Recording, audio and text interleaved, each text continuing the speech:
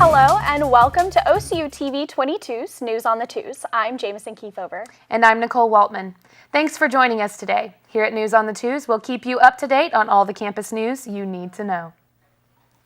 And now for an update on a story that was brought to you first and exclusively by News on the Twos. There are 3 elementary schools here in Oklahoma City that are named after Confederate generals.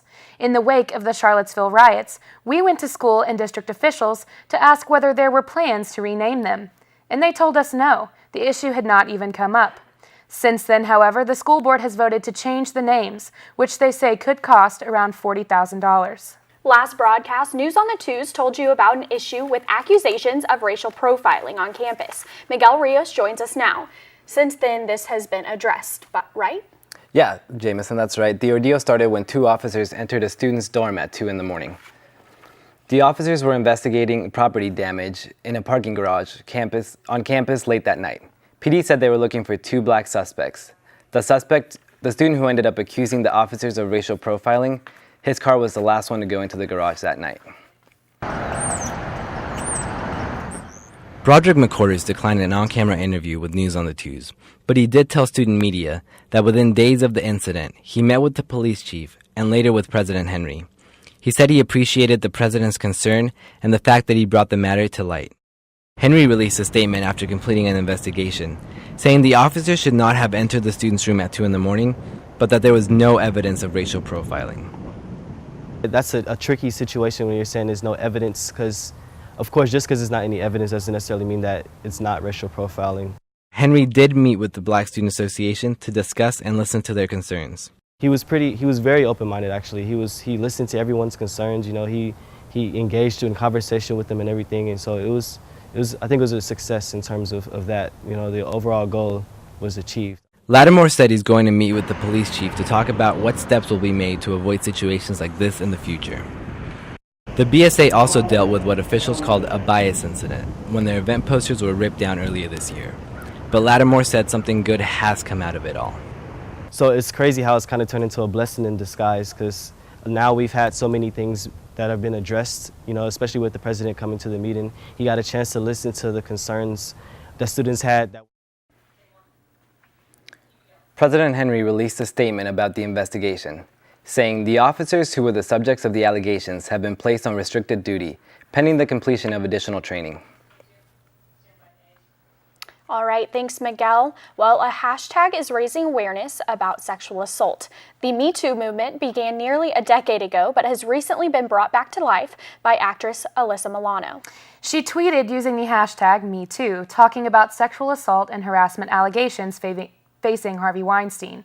Milano is encouraging both women and men to speak up and reply "Me Too" if they have ever experienced sexual harassment or assault. Campaign participants ranged from Hollywood celebrities to Olympic athletes to OCU students. And a little bit later on in the newscast, we're going to introduce you to 2 of those students who shared their very personal stories with News on the Twos. All right, that leads us into News on the Twos' continuing coverage of upcoming changes to Title IX put into place by U.S. Secretary of Education Betsy DeVos. In this second part, we take a look at the current state of sexual assault education here at OCU. As students are hashtagging #MeToo, some OCU community members are curious about how sexual assault is discussed on campus. The current Title IX process in place mainly focuses on prevention and not as much on what you should do if an assault happens. I think my first experience with the Title IX process was my freshman year. Our entire freshman class had to watch a consent video, but that was about it.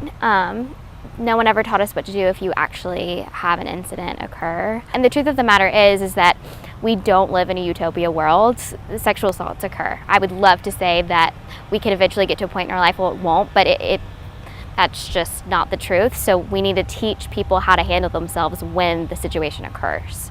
I think we're going to have to focus a lot more on the long-lasting effects of trauma and how to care for themselves, because not only are we dealing with someone who has been assaulted and has been violated, we're also dealing with someone who may be further violated by the system. But I think what we're going to have to do really is offer additional supportive services, whether that's through counseling or whether that's through other people just here on campus.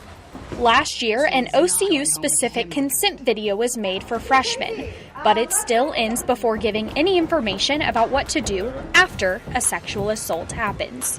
For the fastest way to receive information about what to do if an assault happens, go to okcu.edu and look up sexual assault in the search bar. Well, this week on News on the Twos, our very own Kelsey Simmons takes an inside look at what life is like as a minority student here at OCU. Over to you, Kelsey. Welcome back to an Inside Look. This is episode 2, My Presence Through My Ethnicity. I'm excited to introduce you to Cassandra Velasco, a senior cellular molecular biology major. Cassandra is a Mexican-American student here on campus and is working to become a doctor. She says when growing up in Choctaw, she was used to being a minority, so it wasn't much of an adjustment when she came here to OCU. In the biology department and in the biology school, like Starkey specifically, on campus I don't really think of, like my presence through my ethnicity, and I've never had to, thankfully. I've been pretty fortunate in that sense. And as far as other Hispanic students on campus, I haven't met anyone that has had negative experiences. I know that's not the case for everyone, I'm sure, but I've been pretty fortunate in that sense. Community in Choctaw, there is not a lot of cultural diversity. There have been, odd comments here and there that come every now and then, but I've never felt impeded or personally attacked in any way. And I think because I come from Choctaw, I got used to being in a setting where my ethnicity was a minority anyway, so it's not something strange or alarming to me. But I can see how that would be from people that come from more diverse backgrounds. That was episode 2, My Presence Through My Ethnicity, featuring Cassandra Velasco. We will see you next time, where we'll once again walk through the experience of being a minority student on campus. Thank you, Kelsey. Coming up after the break, the Me Too hashtag spread nationwide. And News on the Twos was able to capture the stories of sexual harassment survivors on OCU's campus.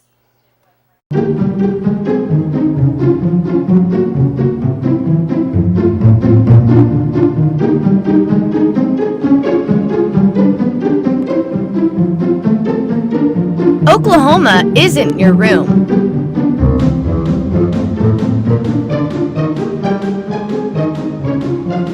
So don't trash it.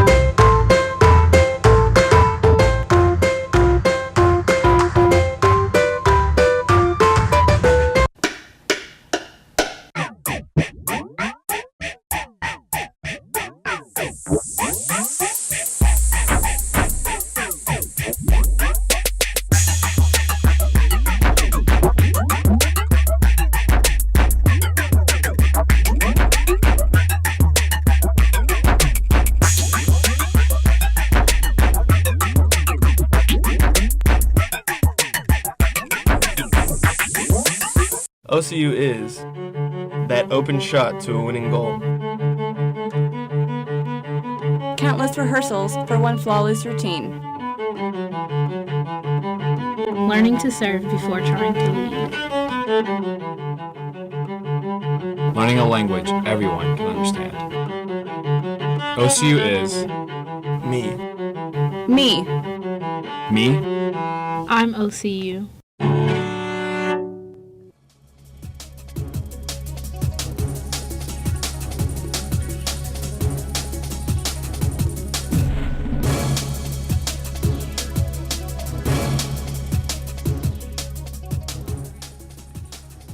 Welcome back. Julianne Thomason is joining us now to tell the stories of 2 OCU students who are sexual assault survivors, who have hashtagged MeToo. Nicole, 1 in 5 women and 1 in 10 men will report being sexually assaulted on a college campus. The Me Too movement has given survivors the opportunity to share their experience and put a face to the issue.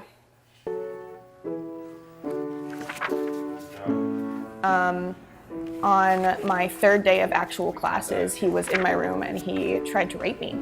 And I was terrified and I didn't really know what to do. And I had nowhere to go. There's a lot of value in being a guy who has suffered from sexual assault because, you know, it's a perspective that you don't get to hear a lot from.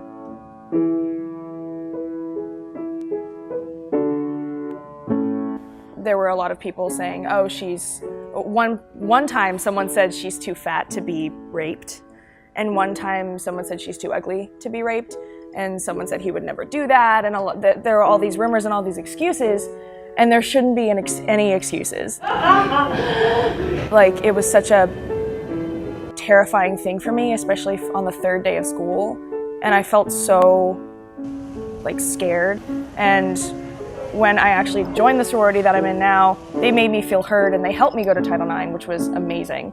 And I was really glad. I'm really fortunate to have that support system, but a lot of people don't, and a lot of people are scared. It is kind of hard because I had personally never talked to my dad about it, and I don't know if he saw it. I don't know if he understood what it was, because I'm not sure if he knows what the movement is about, but, you know, he could have seen it and learned something about me that he doesn't know. And personally, like, that was the hardest part about it for me, was, you know, sharing a part of myself that I necessarily have not shared with everyone. Again, I'm very open about things that happened, and if anyone ever asks, I'm an open book, and I'll talk about it and I'll help people that have gone through something like that, because I just feel like it's important to share what has happened to you if you are able to and if you feel safe to. I consider myself fortunate to be able to post the hashtag #MeToo because I can now be open about my experience and now be open about what happened, but a lot of people aren't, and that's terrifying. I think a woman or a man who is experiencing sexual assault currently and wants to post the hashtag #MeToo, I think that would be very brave, and I think that no matter what, it takes bravery and it takes courage. But for me, it was a very freeing experience, and it allowed me to remind myself that this was just one thing that happened. It does not define me. And so if you are able to put it out in the open and be forthcoming about it, you're taking the power back into your hands. Me Too has become a powerful movement within social media and has sparked many debates addressing what can be done to prevent sexual harassment. And now it's no longer primarily women who are hashtagging their experiences and feelings on Twitter. In response to Me Too, hashtag #IHearYou has become the newest hashtag appearing on Twitter. #IHearYou is primarily men who are showing support for assault and harassment survivors and addressing the injustice that survivors experienced. Fall sports are wrapping up at OCU, and next we will take a look at what life is like after college as a professional athlete. A new Miss OCU is crowned in the Kirkpatrick Auditorium. More is coming up after the break.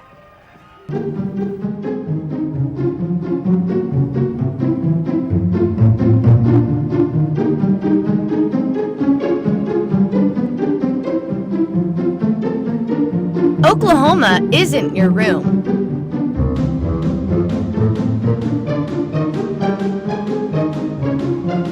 So don't trash it.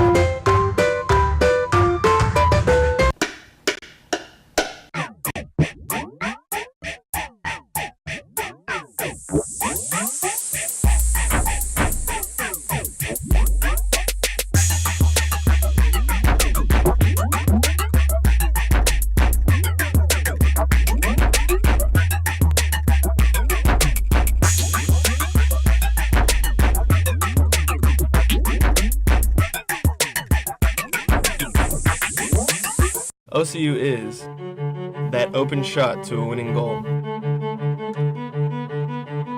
countless rehearsals for one flawless routine. Learning to serve before trying to lead. Learning a language everyone can understand. OCU is Me. Me. me. I'm OCU. Welcome back. Time now for News on the Twos Sports. October is a busy month for OCU athletics as most of the fall sports are in full conference swing. Mind and body are being put to the test with postseason play on the line. We've got highlights from women's soccer, men's soccer, volleyball, and women's golf. The OCU women's soccer team took on the Mid-America Christian University Evangels October 17th in a cross-city conference matchup. Coach Brian Harvey's Stars didn't take long to find their stride as 25 minutes in, junior Natalie Ellie beats her defender up the right sideline and sends in a bending cross that bounces before being met by freshman Bailey Webb's right foot. Her powerful volley hits the back of the net and it's 1-0 OCU. 64th minute, free kick in a dangerous position, freshman Madeline Shellholm drops the ball in perfectly for the streaking Natalie Spear to flick past the MACU goalkeeper. The second goal of the year for Spear makes it 2-0 OCU. Stars kept up the pressure as 11 minutes later, Natalie Ellie bagged her second assist, pushing the ball past the defender before making a pinpoint pass to junior Sarah Ricks for her 12th goal of the season and the final in this 3-0 Stars win. After the contest, the men's teams took to the field. Both teams came into the game with a 3-2-1 conference record, looking for a statement win midway into conference play. Here we are at the end of the first overtime. Free kick sent in for OCU. Finds number 10 midfielder Petr Djurdjevic, who scores, but it's called back for a handball, 0-0. Now we're in double overtime, the last 2 minutes. MACU winger gets the ball out wide, plays in a cross that gets headed towards goal, and it's cleared away by number 2 junior defender Alex Buckley, 0-0 at the end of double overtime. Another inter-city rivalry was played in Bethany as the 17-6 Stars made the trip to take on the Southwest Christian University Eagles. Here we are first set, spiked by Southwest Christian leads to a bump by Danny Chase, set by Sonia Vojnovic, and a nice spike by senior Jasmine Boyd-Clark. 24-19, sent across by Southwest Christian, bump by Chase, set by Vojnovic, and a spike by senior Holly Randall. First set goes to OCU. Second set, 12-10 Southwest Christian. Number 2, Lindsay Grace, set by Vojnovic, and a spike by Stephanie Nell. Started a 9-point run by the Stars, 12-11 OCU. Later in the second set, 12-13, spiked by Southwest Christian, met by Boyd Clark and Miriana Bitterbrick for offensive block, 12-14 Stars. The OCU women's golf team took third place at the Susie Maxwell Burning Classic last week. OCU senior Savannah Moody took second place in the tournament with a 2-1-8, finishing 5 strokes behind Texas Wesleyan winner Alex Akes. OCU sophomore Melissa Eldridge took third place behind Moody with a 2-20. The Stars are ranked 7th in the NAIA and will continue their season in March in Boulder City, Nevada. That wraps up this week's recap of your OCU athletics. Come back next time for another update as the fall sports season comes to a close. Thanks so much, Daniel. Well, OCU has a rich tradition of successful athletes both on campus and after graduation. Many are now playing pro. So we wondered, how does OCU help get those athletes ready to leave the NAIA? We have a nice tradition of success. I think we want to help you develop habits that are going to push you even further. And then if you want to make a living playing a game, then you have to have that combination of natural gifts and a really, really solid work ethic. And we also caught up with one of OCU's most successful student-athlete alums, Asher Tolliver, who is currently playing baseball for the Seattle Mariners. The baseball program is so strong at OCU and has been for so long with, Denny and Keith, so they're very well respected, even though they're not necessarily a Division I school. They're so well respected around the country with scouts and major league organizations. I would say the biggest thing is don't wish your time away. Your time there is so valuable. Tolliver is just one of many of our stars who have gone pro, and we'd like to introduce you to several of them. So make sure to join us next time to meet another star turned pro, right here on News on the Twos. It's that time of year again when organizations on campus are preparing for homecoming, and this year's theme is Then, Now, and Forever. Homecoming events include the kickoff, a soccer match, and a community service day. The 4 parts of the competition for homecoming champion are banner, float, window, and lip sync. There's also a separate Spirit Award and a Homecoming Queen and King. 6 Greek organizations are competing to be this year's homecoming champions. The final competition is Lip Sync on November 3rd. OCU is making room for a new organization on campus, Best Buddies. They advocate for individuals with disabilities by providing opportunities for one-to-one friendships and leadership development. Students involved in Best Buddies have the choice to connect with a buddy with special needs from the Dale Rogers Training Center if they want to advocate for those special needs communities. OCU's chapter is the first of its kind in Oklahoma.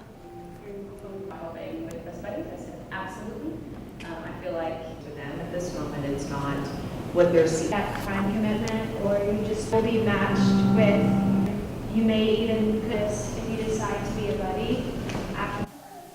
Best Buddies has their first meeting October 10th, but are still looking for more students to get involved. You can keep up with the latest updates by following their Instagram or liking their Facebook page, Best Buddies OCU. Oklahoma City University crowned its 37th annual Miss OCU and Miss OCU's Outstanding Teen on October 21st. The night capped off a week of rehearsals and many months of preparation.